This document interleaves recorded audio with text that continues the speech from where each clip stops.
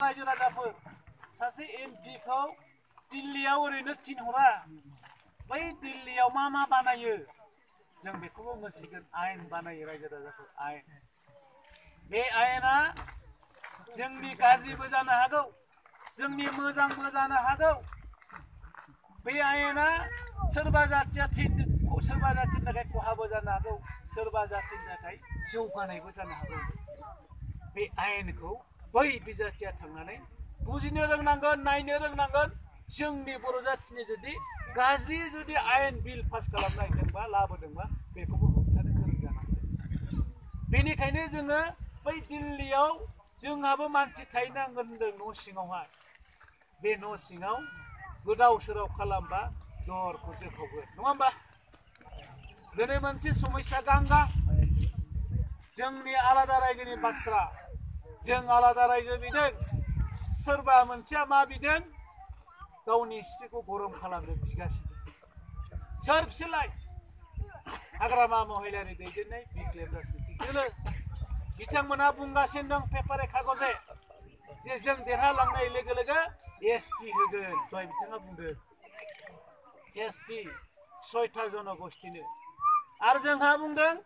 जोङो आलादा रायजोनि थाखाय नैबे इलेक्शनाव रायजो राजा आइ आफाया भटखौ होनांगौ बे अग्नि परीक्षा होनदों जोंनि थाखाय माब्रै अग्नि परीक्षा बेलाय गोबां आन्दोलन खालामबाय गोबां मानसि थैबाय जों एखमबा राजा लामायाव थाङो नङा होमबा जुति होयो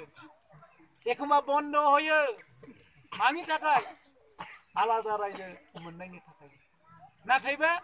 मोनसे दोलोआ मा खालामो आलादा रायजो नाङा बड'लेण्ड हकन दिखि लाबनाय होनो हाग्रामाखौ बोरै जानो होमबालाय नङा होमबा हाग्रामा महिलारिया सोर जों बेखौबो बुजिनांगौ बिथाङा मानो 6था जनगोष्ठीखौ एसटि होनो नागिरदों बिथाङा सानदों एसटि होब्लानो आंनो भट होबाय थागोन आं देरहाबाय थागोन आंहा जातिजों जेबो खोथा गैया गमामायैनो एसटि जायो गाबोन मा जागोन जोंथ' आइ आफाया मिथिया मा एसटि बेलाय नङा होमबा जोंहालाय हा हु दं जादों लोंदों थादों आरो मा एसटि नङा होमबा अनेकानो जों मिथिया अनेकानो जों मिथियो बेफोरखौ मोनथिलायनो जों दिनै नोंथांमोनाव फैदों मानगोनां रायजो राजाफोर जों 14था जाति जनगोष्ठीजों 43 लाख बा 39 लाखल' 40 लाखखौनो लादो राभा थाबा गार' मिसिं जों ज' बर' नांनानै दाना बे 6था जाति जनगोष्ठीखौ एसटि होनो नागिरदों हाग्रामाया बिसोरो 1.5 कोटि मानसि 1.5 कोटि बे 1.5 कोटिया एसटि जायोबा मा जागोन दिनै रायजो राजाफोर जों लटारियाव मोनो सम सम डक्टर सम सम एसिएस सम सम आइपिएस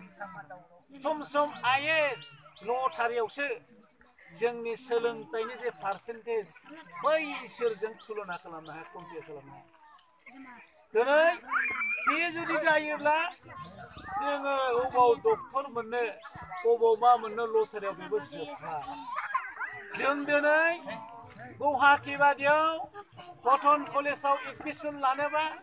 गुवाहाटी इन्जिनियारिं कलेजाव एडमिसन लानोबा गुवाहाटी मेडिकेल कलेजाव एडमिसन लानोबा जोंनि पार्सेन्टेजआ सौहाहैया बै